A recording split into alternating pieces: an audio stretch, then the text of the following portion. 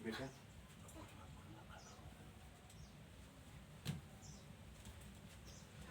Hello दोस्तों, नमस्कार। Student with Kishan 24/7 YouTube channel पर दोस्तों आपका स्वागत है। दोस्तों आज हम बात करेंगे भाग, मतलब संविधान के भाग में। इसके पहले वीडियो में हमने, इसके पिछले वीडियो में अभी जो हमने अपलोड किया उसमें हमने बात किया था अनुसूची की, जिसमें कि कुल 12 अनुसूची थी। अब बात करेंगे लेसन अर्थात भाग की। जितने संविधान में भाग हैं हम उस पर चर्चा करेंगे। संविधान में टोटल 22 भाग हैं और हम उसी पर बात करने वाले हैं। और इसके बाद जितने भी संशोधन किए गए हैं, लगभग इसमें कुल मिलाकर 395 अनुसूची हैं, मतलब सॉरी 395 अनुच्छेद हैं और 395 अनुच्छेद मूल संविधान में हैं। उसके बाद संशोधन करके 470 प्लस करके कुछ संविधान हैं, उस पर हम चर्चा करेंगे विस्तार रूप से। पहले देख लेते हैं कितने भाग हैं और कौन कौन से भाग हैं। भाई दोस्तों, हम इसमें पहले बता दें कि इसमें जो हमारा भारतीय संविधान में कुल कितने 22 भाग हैं। कितने 22 भाग हैं। और 22 भागों में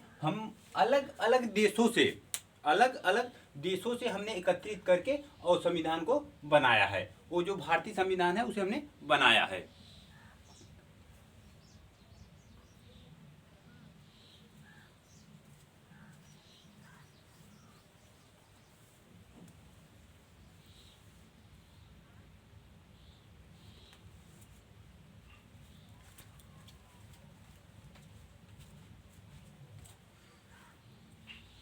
हेलो दोस्तों, नमस्कार। Student with Kishan 24/7 YouTube channel पर दोस्तों आपका स्वागत है। आई होप दोस्तों आप मस्त जबरदस्त शानदार होंगे और अपनी पढ़ाई शानदार तरीके से कर रहे होंगे। दोस्तों इसके पिछले वीडियो में हमने अनुसूची की बात किया था। अब बात करते हैं भाग की। भारतीय संविधान में कितने भाग हैं और कब, मतलब कौन सा भाग किस देश से लिया गया है, इसके बाद हम बात करेंगे। पहले बात कर लेते हैं कितने भाग हैं और किस अनुच्छेद से किस अनुच्छेद तक हैं। चलिए दोस्तों देख लेते हैं। दोस्तों हमारे भारतीय संविधान के कुल 22 भाग हैं, जिसमें से पहले भाग में क्या भैया, पहले भाग में कह क्या रहा है कि पहले भाग में कह रहा संघ एवं उसके राज्य क्षेत्र, मतलब कि जो हमारा संघ और राज्य क्षेत्र है उसके बारे में हमें अनुच्छेद मतलब सॉरी भाग 1 में वर्णित किया गया है। और भाग 1 आपका अनुच्छेद 1 से लेकर 4 तक निहित है। अब बात कर लेते हैं भाग 2। भाग 2 दोस्तों, जो भाग 2 है वो है नागरिकता में अनुच्छेद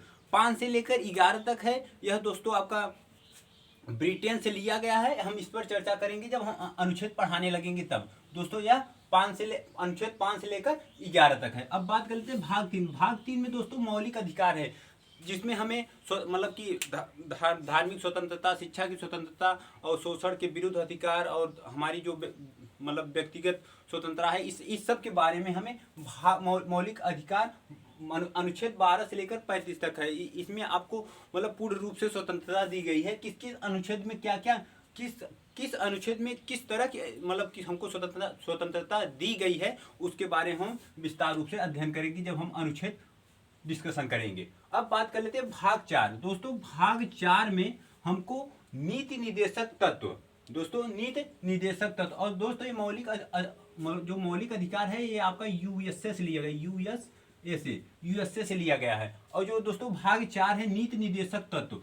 जो नीति निर्देशक तत्व है दोस्तों, यह आयरलैंड देश से लिया गया है। यह अनुच्छेद 36 से लेकर 51 तक है। दोस्तों इसमें ही आपको ग्राम पंचायत की बातें अनुच्छेद 40 में कही गई, वो महत्वपूर्ण अनुच्छेद है। अब दोस्तों बात कर लेते हैं कि इसी में आपका समान सिविल संहिता भी आता है। अब बात कर लेते हैं दोस्तों 4 क।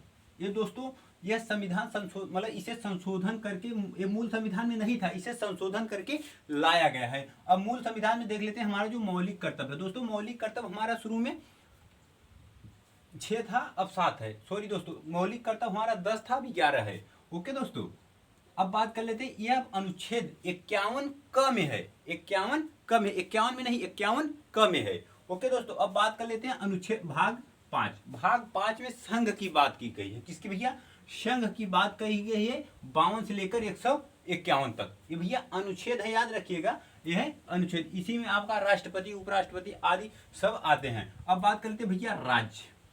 ठीक भैया, राज्य में क्या होगा भैया, आपके मुख्यमंत्री होंगे, मतलब राज्यपाल होंगे, यही सब होंगे। बिल्कुल, यह आपका अनुच्छेद कितने से है? भाग 6 में मतलब राज्य संबंधित बात कहा गया है, अनुच्छेद 152 से लेकर 237 तक। ओके दोस्तों, अब बात कर लेते हैं भाग 7। भाग 7 में कह क्या रहा है? भाग 7 में कह रहा है कि पहली अनुसूची के भाग से, दोस्तों पहली अनुसूची के भाग से ख के राज्य, मतलब यह पहले मूल संविधान में था, लेकिन दोस्तों अब यह 200 पहले 238 था, लेकिन इसे अब निष्कासित कर दिया गया है। अब आपको ये पढ़ना नहीं होगा, इसे हटा दिया गया। अब बात कर लेते हैं कि भाग 8। दोस्तों भाग 8 में कह क्या रहा है कि संघ राज्य क्षेत्र। दोस्तों इस भाग 8 में संघ राज्य क्षेत्र के बारे में वर्णन किया गया है। इसमें हम देख सकते हैं कि हमारे जो संघ और राज्य क्षेत्र सीमाओं की बात की गई है। अब और यह किस अनुच्छेद में है? 239 से लेकर 242 अनुच्छेद तक।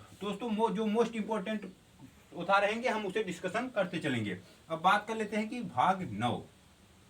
दोस्तों भाग 9 आपका पंचायत से संबंधित है। इसमें पंचायत के बारे में वर्णन किया गया है कि पंचायत कैसी होनी चाहिए, क्या होनी चाहिए, उसके बारे में हम डिस्कशन करेंगे। अनुच्छेद 243 में 243 में हम पंचायत की बात करेंगे, भाग 9 में है, ये बात याद रखिएगा। अब भाग 10 की बात कर लेते हैं। भाग 10 में अगर आप देखेंगे, भाग 10 में आपको SC/ST प्रशासन यानी कि अनुसूचित जाति अनुसूचित जनजाति के प्रशासन के बारे में डिस्कशन किया गया है। वो आप भाग 10 है, इसका अनुच्छेद जो आप देखेंगे वो है 244।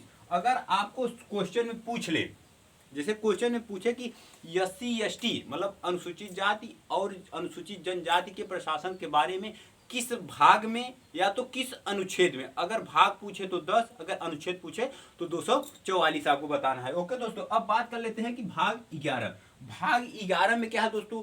संघ और राज्य संबंधित जो जितने भी डिस्कशन होंगे वो आपके अनुच्छेद 245 और 245 से लेकर 263 तक होंगे। दोस्तों हम इन सब बातों को राज्य मतलब भाग 11 के राज्य संघ और राज्य संबंधित के संबंध के बारे में अनुच्छेद 245 से लेकर 263 के बारे में जब अनुच्छेद डिस्कशन करेंगे उसके बारे में हम विस्तार रूप से वर्णन करेंगे। ओके दोस्तों, अब बात कर लेते हैं अनुच्छेद 12 भाग 12 भाग 12 में क्या है कि वित्त संपत्ति संविदाएं और वादाएं मतलब कि कह रहा है कि वित्त संपत्ति संविदाएं और वाद अनुच्छेद 264 से लेकर 300 तक लिया गया है। दोस्तों आप इसी में अनुच्छेद मतलब भाग आपका 12 है, यह इसलिए महत्वपूर्ण हो जाता है। इसमें जब आप अनुच्छेद पढ़ेंगे, अनुच्छेद 19 में एक आपकी संपत्ति का अधिकार मौलिक अधिकार था, ठीक। अनुच्छेद 19 में जो आपका संपत्ति मौलिक अधिकार था उसे वहां से हटाकर अब वह संपत्ति संवैधानिक कर दिया गया है, या अनुच्छेद 300 मतलब संपत्ति संवैधानिक अनुच्छेद 300 में रखा गया है। इसमें पूछता है ना, देखो मौलिक अधिकार संपत्ति को हटाकर मतलब क्या कहते हैं, संपत्ति विधि का अधिकार है, इसे किस अनुच्छेद में रखा गया है? तो आप बोलेंगे भाग 12 में 300 में। ओके बिल्कुल। अब बात कर लेते हैं भाग 13 में क्या है। भाग 13 में आपको दिखेगा कि भारत के व्यापार वाणिज्य एवं समागमन, मतलब कि इसमें भारत के व्यापार वाणिज्य के बारे में डिस्कशन किया गया अनुच्छेद 301 से लेकर 307 तक। इसके बारे में हम जब अनुच्छेद डिस्कशन करेंगे 301 से लेकर 307 तक, उसके बारे में हम अध्ययन करें भारत के व्यापार वाणिज्य व समागमन। ओके दोस्तों, आई होप आप लोगों को यहाँ तक डिस्कशन समझ आया होगा। अब बात कर लेते हैं अनुच्छेद मतलब भाग 14। भाग 14 में कह रहा है कि संघ राज्य लोक सेवा का संबंध आपका अनुच्छेद 308 से लेकर 323 तक है। इसके बारे में हम लोग विस्तार रूप से वर्णन करेंगे। बस अभी आप इतना जानिए कि किस भाग में क्या है और वह किस अनुच्छेद से किस अनुच्छेद तक है। जैसे कि हमने बताया कि भाग इतने में ये है और इतने अनुच्छेद तक है, बस आपको इतना ही रखना होगा अभी तक के लिए। अभी भैया देख लीजिए भाग 15 में कह रहा है कि निर्वाचन अर्थात चुनाव। अगर हमें चुनाव जो हम वोट देने जाते हैं तो हमें उसका स्वतंत्रता या हमके उसका अधिकार क्या कैसे है वर्णन हम वो अनुच्छेद 324 से लेकर 329 तक डिस्कशन करेंगे। भैया आप बात कर लेते हैं अनुच्छेद 16 जो अनुच्छेद ही आ जाता है। अब बात कर लेते हैं भाग 16। भाग 16 में कह रहा है कि कुछ वर्गों के संबंध में विषय उपबंध, इसमें भैया अनुच्छेद 330 से लेकर 342 ईस्वी तक है। अब बात कर लेते हैं कि ये तो हमने देख लिया कि 330 से लेकर 342 ईस्वी तक है क्या भाग 16 में और कुछ वर्गों के संबंध में विशेष उपबंध। अब बात कर लेते हैं भाग 17। भैया भाग 17 भी महत्वपूर्ण मतलब भाग माना जाता है। इसमें आप देखेंगे कि जो राज्य भाषा, आपको हमने इसके पिछले वीडियो में अनुसूची लेकर चला था, तो उसमें आपको हमने बताया था कि 8वीं अनुसूची भाषा से संबंधित है, उसमें टोटल 22 भाषाएं थे। तो अब इसमें उसमें से जो 22 भाषाएं कौन सा राजभाषा है उसके बारे में डिस्कशन करेंगे 343 से लेकर 351 तक। दोस्तों इसमें क्वेश्चन डायरेक्ट भी पूछ लेता है कि कौन मतलब कि भाषा राजभाषा किस अनुच्छेद से संबंधित है, आप 343 मालेंगे मतलब टिक करेंगे। ओके, अब बात कर लेते हैं कि भाग 18। भाग 18 में आपातकाल उपबंध। इसमें जैसे कि विशेष काल में जैसे अभी कोरोना काल आया था, आपातकाल लगाना जरूरी था, तो वो सब आपका भाग 18 में आएगा 352 से लेकर 356 तक। ओके दोस्तों, अब बात कर लेते हैं भाग 19। भाग 19 में प्रकरण है जिसमें 361 से लेकर 367 तक है। ओके दोस्तों, ये अनुच्छेद है, याद रखिएगा। अब बात कर लेते हैं भाग 20। भाग 20 संविधान संशोधन 368, अनुच्छेद 368।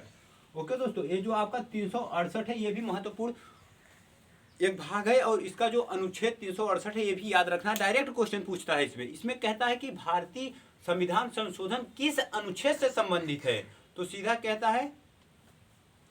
इसमें कहता है कि 368। ओके, आपको सीधा याद रखना है कि संविधान संशोधन जो है 368 अनुच्छेद से संबंधित है। भाग 20 में इसका भाग भी याद करना है, अनुच्छेद भी, आर्टिकल भी याद करना है। ओके, अब बात कर लेते हैं भैया भाग 21। भाग 21 में कह रहा है कि अस्थायी संक्रमणकालीन विशेष प्रावधान। इसमें जितने भी मतलब इसका मतलब अस्थायी संक्रमणकालीन विशेष प्रावधान का संबंध अनुच्छेद 369 से लेकर 392 ईस्वी तक, मतलब सॉरी ईस्वी तक इतिहास में चले जाए, चलिए 369 से लेकर 392 अनुच्छेद के बीच डिस्कशन करेंगे। अब भैया बात कर लेते हैं कि भाग 22 में भैया संक्षिप्त नाम, यानी कि इसमें आपका संक्षिप्त नाम अनुच्छेद 393 से लेकर 395 के बारे में डिस्कशन करेंगे। दोस्तों आई होप आप लोगों को ये भाग भी आपको पता चल गया होगा। अब हम इसके बाद हम भाग 1 अर्थात जो राज्य और संघ क्षेत्र है इसके बारे में डिस्कस करेंगे, अनुच्छेद 1 से लेकर 4 तक। उसके बाद फिर नागरिकता लेंगे, फिर मौलिक अधिकार लेंगे, फिर राज्य के नीति निदेशक तत्व लेंगे, फिर संघ लेंगे, फिर राज्य लेंगे। इस तरह से हम अनुच्छेद बाय अनुच्छेद जितने भी अनुच्छेद हैं सभी को डिस्कशन विस्तार रूप से करेंगे। आई होप दोस्तों आप लोगों को ये वीडियो पसंद आया होगा। वीडियो पसंद आया तो लाइक करें, ज़्यादा से ज़्यादा शेयर करें, और फिर मिलते हैं नेक्स्ट वीडियो। तब तक के लिए बाय। जय माँ सरस्वती।